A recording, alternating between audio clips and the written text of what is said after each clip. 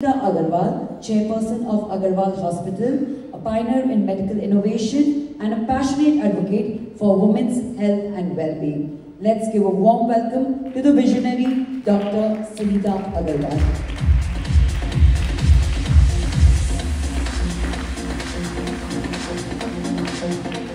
Namaskara. I am Dr. Sunita Rana Agarwal and I come from a family of doctors.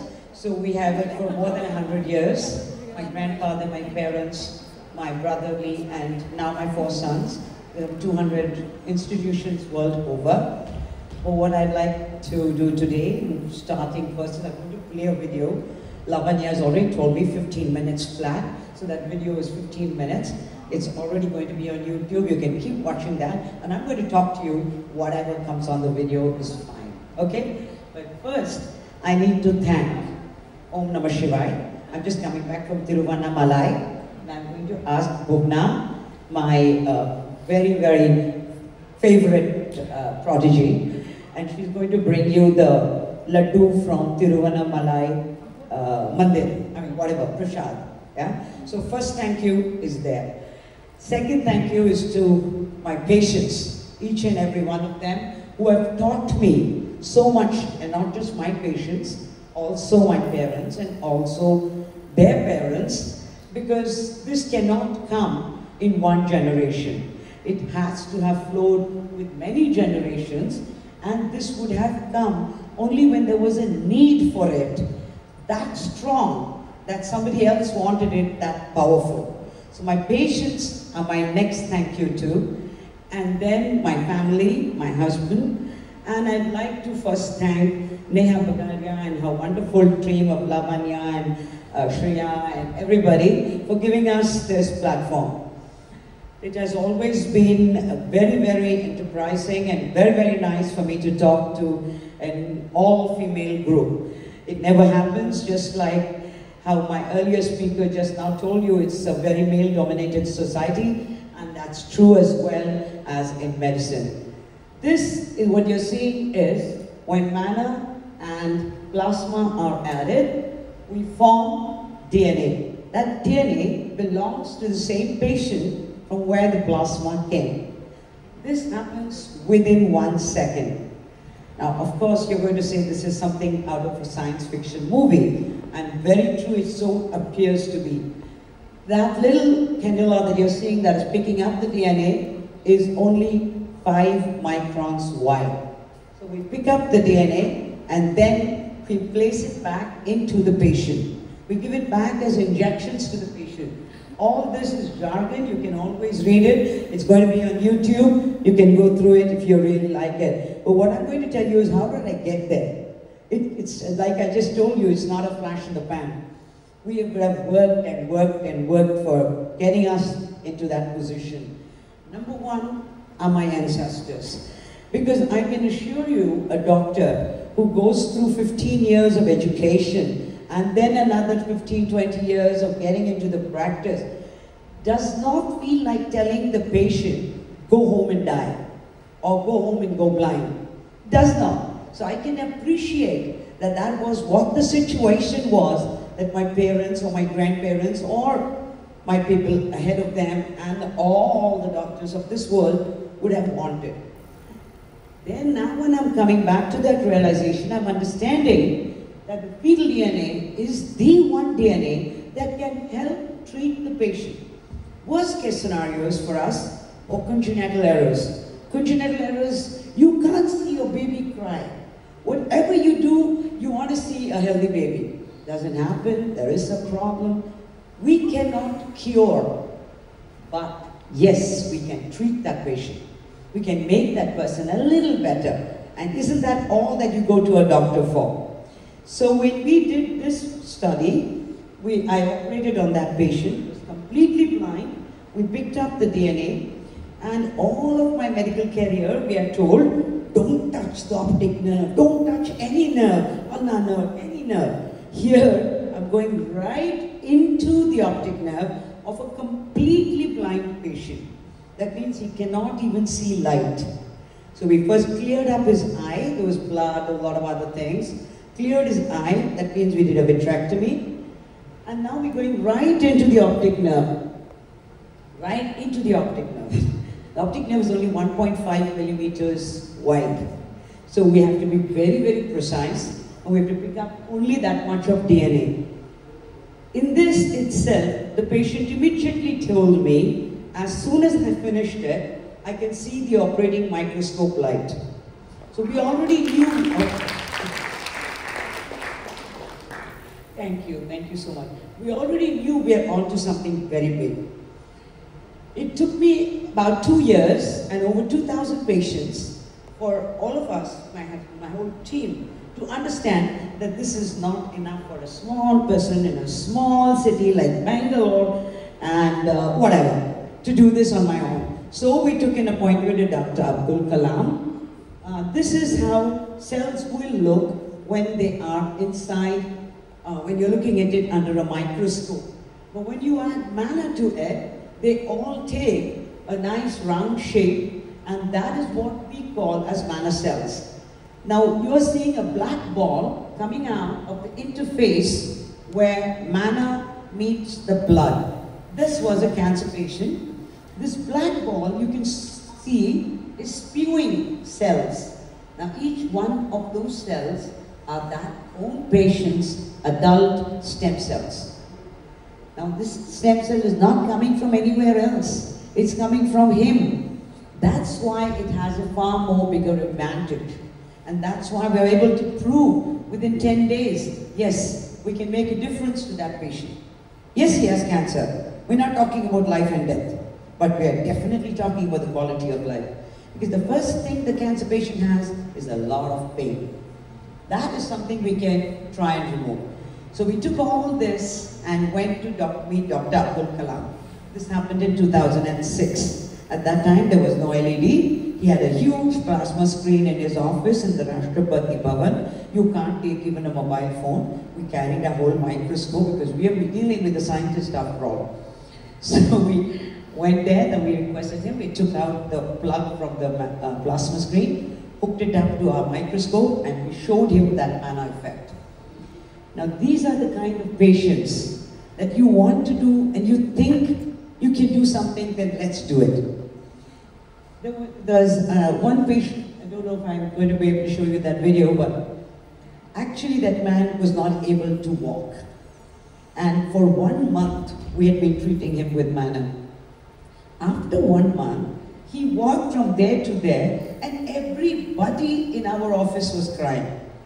This is not one story, two story. We have finished more than 18,000 patients in the last 20 years. Not one side effect, not one complication, not one allergic reaction. If I have to give even lidocaine, which is an aesthetic material, then also I will have 1 in 1,500 allergic reaction. I'll have 1 in 10,000 dead. Okay. Here, we've already given more than 20,000 patients. Each patient gets at least 10 injections, like I explained to you. For that, not one side effect, not one allergy. But here we have only one big situation. We need the patient to understand, we're taking you back to your field stage. What do you want to do? Eat and sleep. So we need to make sure that the sugar of the patient is above 100. With every injection, we are going to drop the sugar by 40 counts. That's another guy with foot drop. And when he was running, everybody gets so excited because these are children who can't walk. And their enthusiasm reflects back on all of us and also makes us feel like doing more. I don't know if in this, I have about 5 minutes left. I don't know if in this little about time I've been able to explain to you what I've been trying to do, but this is morphogenetic activator of nucleic acids. That means it is akin to life. Now, if it comes into contact with your plasma, and in the plasma there will be DNA, it will take your DNA to the fetal stage. There will be cells, it will take the cells to the fetal stem cell area. But we don't call them fetal stem cells, now they're called adult stem cells. We've done enough investigations and scientific validations because after Dr. Abdul Kalam, his meeting with me was 45 minutes. It was actually scheduled for 5 minutes. After that, he told me, and because he's from Chennai, and I'm also from Chennai, originally, he spoke to me in Tamil. So he said, don't give it to me, but I'm going to ask you to do 3 things. Open a corporation, get your drug control ready, get your patent ready. I said, I'm not made for all this, I don't know how to do all this. I will do what I can. I said, but this is the guy. Everybody, and you can see he put a tissue in his mouth because he's got drooling as well. So there's a lot of, not one complication, but a lot of other complications as well. But he was walking on his own. So he told me, and he brought in the DRDO, because in the Rashtrapati Bhavan, the DRDO just came in. He says, now you talk to her, and you go with these guys, they will do everything you want. Everybody in the DRDO, all the data, they have 52 labs. And believe me, I'm not a government official. I've got nothing to do with anything in the defense or any other such way. Yet, I was allowed access to all the 52 labs all over the country. And when they have a directors meeting where these 52 into 2, 110 people are there, me and my husband were the only people outside allowed in. Jaise kehte parinda bhi nahi ja sakta. There we were allowed to go. It's exciting when you're doing things with the government of India and with their blessings. That's when we understand that this is called morphogenetic activator of nucleic acids. And then we went to Indian Institute of Sciences and Max Planck has got a commercial outfit called Eurofins. So we went to all these other organizations. In the meantime, we were still continuing and continuing and continuing with our research as well. That's why we have reached close to 20,000 patients already. I have only 3 minutes left. Please ask me your questions. Yes. Yes. Very good point. It depends on what stage we're coming to. I can tell you one example that I had. There was a patient where it came out in the Times of India in Bangalore about 10-15 years ago, and he had some 3-4 sisters, and he was practically dying. He was on the bed, not able to talk, walk, anything. So I rang up the resident editor because I knew him. I said, Balram sir, what is this? Who is this guy who's going to die? Maybe we can do something about it. So he said, okay, you want to try and do something? I said, yeah, send him over. So he sent him over. 10 days later, of course, this guy came in a bed and all that. 10 days over, he's standing with me, and he's talking and walking and standing right there. Madam, actually what happened? I said, are you okay? Yes, madam, I am perfectly all right. What happened? I was sleeping north-south. Now I am sleeping east-west. I am not eating ragi ball. Now I am eating ragi. I said, very good, sir. You continue that, don't come here again. Poor guy, he started crying there itself. So I think I answered that question of yours as well. Yes, ma'am. Mike. Pehle, who are you? I am Sharada. Because I've been watching both of you, all three of you, very, very nice mechanisms that you were actually hearing the whole talk. Thank you. That's my company. Like my work. So, does it work for all genetic disorders, or is it only the... I only said genetic disorders. I'm saying it works for just about anything where you want to treat it with fetal DNA. And that patient's own fetal DNA. See, why fetal DNA?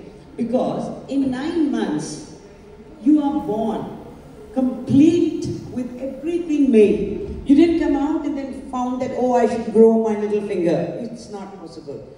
Everything happened inside the womb.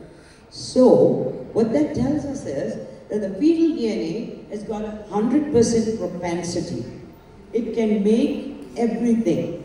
Now we're going to reintroduce that patient to that same fetal DNA. Only we're using only 0.1 ml of manna. And we're taking only 1 drop of the patient's blood from the finger. So the amount is very less. We can't put an overdose, that's why. I just want to show you, I'm already on manna. I'm a swimmer. So right from 74, I've been on Team India Olympics for 76. Can you see there's a banding on that? So I'm a man, and I'm going to win the gold medal at one point or the other. Thanks to Mana. It's a dream for 50 years. Why did I show you this? There are so many doctors all over the world who will come back and told me already. So many of my esteemed professors will come back and ask him, we do a lot of surgeries for removing glass power. So this nice big professor is on the dais with mota chashma. So after the talk, I went back and asked him, how come you didn't do this on yourself? Huh? I'm an eye surgeon. I can do this. Really? You're the eye surgeon. What about the rest of your patients? So I want to show you this. This is how I can show you that this is my quality control. First me, every batch that we make. First me, my husband, or whoever's the team that's made it, and then it goes to the patient. Did I answer your question? Yes, anybody? Time out. Yes, they are. That was a wet